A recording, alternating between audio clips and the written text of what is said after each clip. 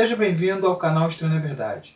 Eu sou o Wallace de Oliveira e o tema deste vídeo: devemos respeitar a lei dos homens?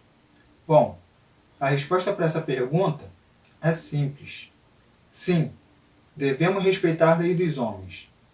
Porém, existe uma questão. Até quando devemos respeitar essas leis? A Bíblia tem a resposta para essa pergunta. Mas, antes da gente entrar no estudo, queria pedir a vocês que, se não fosse inscrito, se inscrevesse no canal, ativasse o sininho de notificação e deixasse o like de vocês. E também, para estar ajudando o canal, compartilhá-lo com outras pessoas. Ok? Vamos agora para o estudo. Primeiramente, vamos tentar entender esse conceito de lei. Para que ela existe? Vamos ver o significado dela. Por que devemos obedecer às leis? Acompanha comigo aí. Vamos estar dando uma pequena pincelada nesse significado. Vamos lá. Criada para estabelecer as regras que devem ser seguidas, é um ordenamento. Em uma sociedade, a função das leis é controlar os comportamentos e ações dos indivíduos, de acordo com os princípios daquela sociedade. Agora, vamos entender a essência da origem das leis. Da onde elas vieram? De onde surgiram?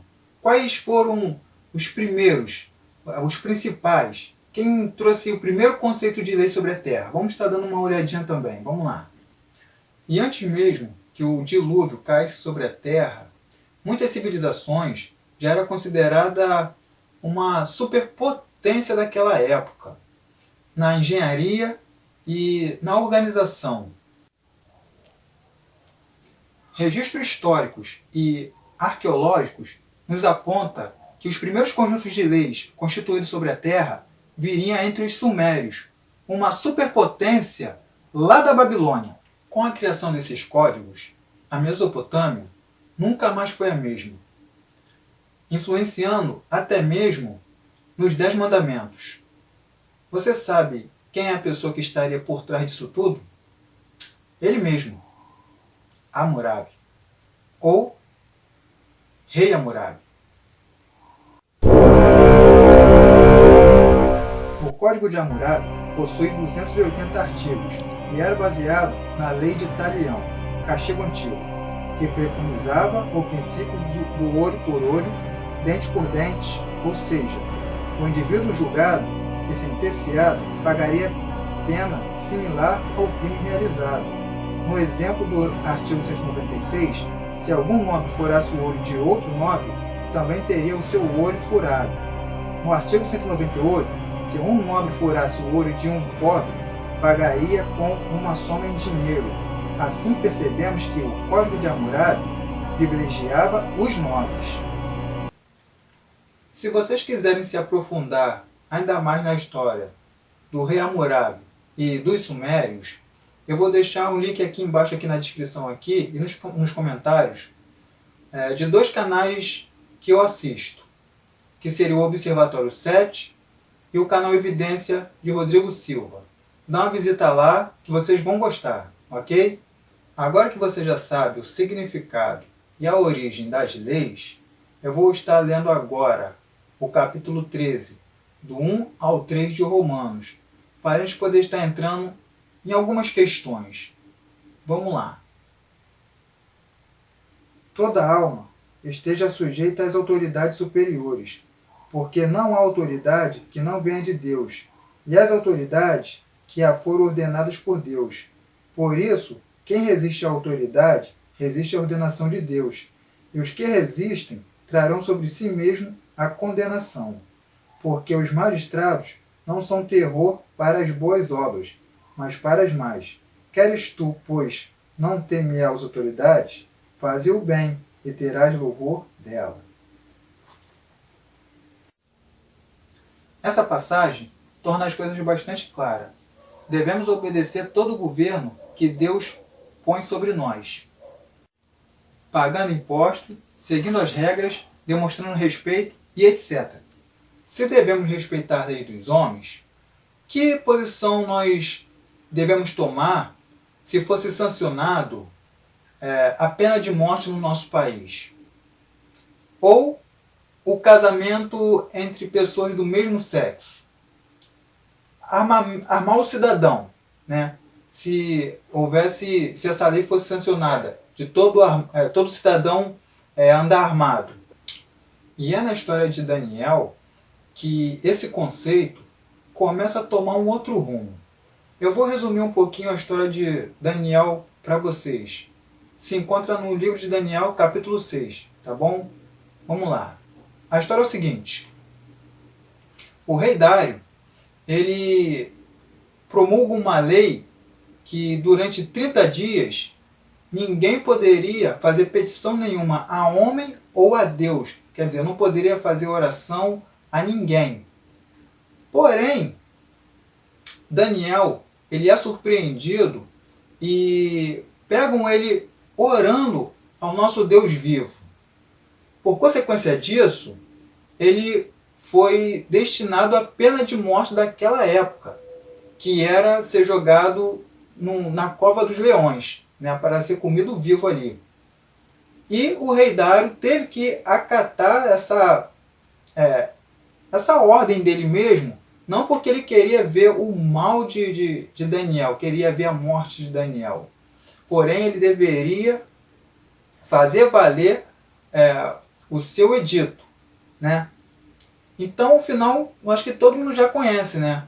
Que Daniel ele é jogado lá na cova dos leões, porém Deus o salva, o livra desse perigo, né? Desse mal. E Daniel sai dali ileso, né?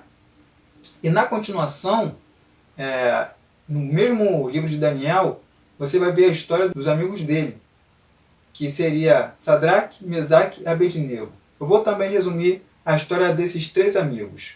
Vamos lá. No capítulo 3 do livro do profeta Daniel, encontramos a narrativa que dá maior ênfase a Sadraque, Mesaque e Abednego. Na ocasião, Nabucodonosor fez uma grande imagem de ouro e ordenou que, quando a música tocasse, todos os povos, nações e homens de todas as línguas deveriam se prostrar e adorar a imagem de ouro que havia sido levantada. Quem se recusasse seria lançado na fornalha de fogo ardente. Esse tipo de fornalha, ou forno, era muito utilizado na Babilônia para a fabricação de tijolos, porém não era incomum ver tais fornalhas serem usadas em execuções. Uma outra questão é, você sabia que dependendo da nossa profissão, a gente pode estar desagradando a Deus? Pois é. Como assim? Pessoas que trabalham fazendo imagem. Pessoa confecciona imagem para ser adorada por outras pessoas. Bom, você vai chegar e vai falar assim, mas irmão Wallace, a gente como cristão, a gente não vamos trabalhar, construir a imagem e ver aquilo dali como um símbolo de adoração. Não, nós não. Mas, porém, quando você faz algo desse tipo e sabe que outras pessoas vão estar idolatrando aquela imagem, a pessoa ela vai estar sendo meio que conivente com o erro daquela pessoa, né? É a mesma coisa de eu comprar uma bebida, uma garrafa de cachaça e dar para alguém beber, entendeu? Eu não bebo, mas se eu estou comprando, né, oferecendo para outra pessoa, eu estou sendo conivente com isso. E um advogado criminalista que precisa defender um criminoso? Bom, a pessoa já tendo ciência, conhecimento do crime que ela cometeu. Até aí, beleza. Porque o advogado ele pode simplesmente não pegar o caso. Então, ela pode se isentar desse erro. Não desagradando a Deus com isso. A lei permite, né? Permite que essa pessoa faça o trabalho dela, exerça o trabalho dela naturalmente. Mas pelas leis de Deus, ela está sendo conivente com um erro de alguém, né? Agora, essa profissão já é algo mais complicado, daria muito debate. Eu não vejo algo tão, como posso dizer, complicado para ser debatido, para ser explicado. A Bíblia está aqui, ela vai nos dar a resposta, que seria a profissão do policial. Eu não estou aqui para falar para você sair do seu trabalho, do seu serviço. Porém, no caso do policial, se ele puder fazer serviço administrativo, seria ótimo, né? Que ao mesmo tempo ele continuaria no seu trabalho e não desagradaria a Deus. Correto? E o trabalho de ator ou atriz? Não teria nada demais, né? Não. Desde o momento que ela recusasse todos os papéis que ela teria que se submeter a, como posso dizer, a uma intimidade com pessoas, né? Não só do mesmo sexo, até mesmo com pessoas de sexo oposto, né? Porque eu acho que seria algo muito constrangedor, né, para um cristão. Agora, pior ainda é fazer cenas de intimidade com pessoas do mesmo sexo. Vocês estão entendendo o nível da coisa? Ter que contracenar com uma pessoa e ter que beijar na boca dela, né? Como é que fica aí? Como é que essa pessoa, a posição dessa pessoa, como é que fica? Agora eu vou usar alguns personagens bíblicos que pode estar explicando essas situações para vocês. Um deles seria Mateus, que assim que conheceu a Cristo, a primeira coisa que ele fez foi largar a sua profissão, que era cobrador de impostos. Não foi diferente também com Zaqueu, que assim que conheceu a Cristo e recebeu ele em casa, ele automaticamente reconheceu que estava errado e falou para Cristo que ia ressarcir aquelas pessoas 4 vezes mais da qual ele defraudou, né? Então ele mesmo reconheceu seus erros. E para terminar, eu vou estar lendo o capítulo 5, versículo 27, 28 e 29 de Atos. Vamos lá. E trazendo-os, os apresentaram ao conselho e ao sumo sacerdote, e os interrogou, dizendo: Não vos admoestamos, nós, expressamente que não ensineis nesse nome? E eis que encheste Jerusalém dessa vossa doutrina, e quereis lançar sobre nós o sangue desse homem? Porém, respondendo Pedro e os apóstolos, disseram: Mais importa obedecer a Deus do que aos homens.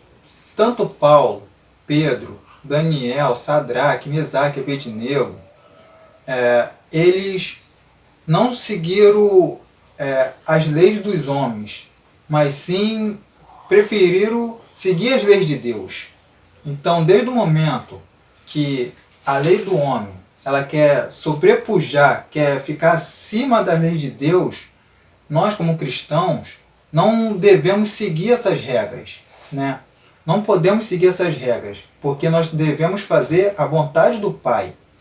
Nós como cristãos devemos fazer o que é certo aos olhos de Deus, entende?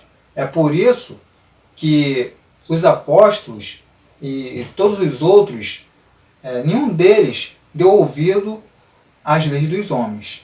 Preferiram acatar a voz de Deus, que é o que devemos fazer. Ok? Então agradeço aí a participação de vocês aí, de estar assistindo o vídeo. Não esqueça aí de estar se inscrevendo no canal, ativando o sininho de notificação, né? E compartilhando esse vídeo. Obrigado a todos e leiam a Bíblia.